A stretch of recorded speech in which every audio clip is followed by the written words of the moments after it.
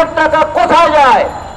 এই 350 কোটি টাকা, এই টাকা দিয়ে কর্মকর্তাদের বেতন হয়, তাদের গাড়ির তেল হয়, তাদের বড় বড় বাসা তৈরি করে দেওয়া হয়। কিন্তু আমাদের শ্রমিক যে ফিরে আসে, তার জীবনের সুরক্ষা কোথায়? আমরা বলতে চাই, আহত হয়ে কাজ হারিয়ে যে শ্রমিক ফিরে আসে, স্বপ্ন নিয়ে বিদেশে যায়, পরিশ্রম করবার জন্য বিদেশে যায়, দেশে ফিরে আসে পঙ্গু হয়ে, এই শ্রমিকদের জীবনের নিরাপত্তা কে দেবে? আমরা বলতে চাই, 10 বছর 12 বছর বিদেশে চাকরি করে বিদেশ থেকে যখন দেশে ফিরে আসে, ফিরে এসে এই মানুষটা কি করবে? আমরা বলতে চাই, যে নির্মাণ শ্রমিক হিসেবে কাজ করেছে, আপনারা জানেন কাতারে বিশ্বকাপ হয়েছিল, ওই বিশ্বকাপের জন্য ওখানে হোটেল তৈরি, ওখানে স্টেডিয়াম তৈরি, সেই তৈরিতে আমাদের শ্রমিকরা ওখানে যুক্ত ছিল।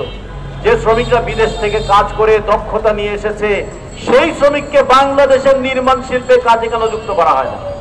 যে শ্রমিক 20 বছর 15 বছর 20 বছর মধ্যপ্রাচ্যে কাটিয়ে এসেছে, সে তো একটা ভাষা শিখেছে, ওই ভাষা এবং দক্ষতা দিয়ে বিভিন্ন ট্রেনিং ইনস্টিটিউট তৈরি করে তাদেরকে সেখানে শিক্ষক হিসেবে নিয়োগ করা হবে না কেন?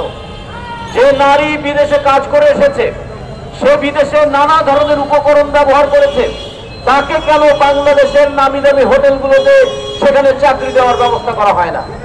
বিদেশ থেকে কাজ করে এসে দেশে মুদি দোকান করা, অথবা বিদেশ থেকে কাজ করে এসে ছেলে মেয়ের ঘাড়ে বোঝা হয়ে থাকা, এই নিয়তি আমরা মানতে চাই না।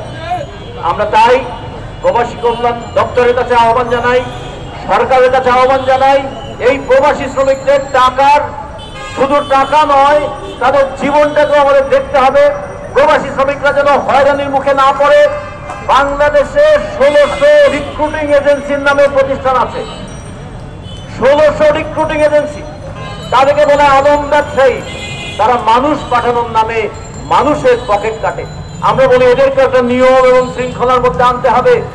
সরকার মাত্র 4% শ্রমিক পাঠানোর ব্যবস্থা করে, বাকি সমস্ত শ্রমিক এই রিক্রুটিং এজেন্সি এবং তাদের পারিবারিক পর্যায়ে যায়, গিয়ে যে হয়রানির মধ্যে পড়ে, এইটা দেখার কেউ নাই। আমরা বলি এটাকে একটা নিয়ম এবং শৃঙ্খলার মধ্যে আনতে হবে।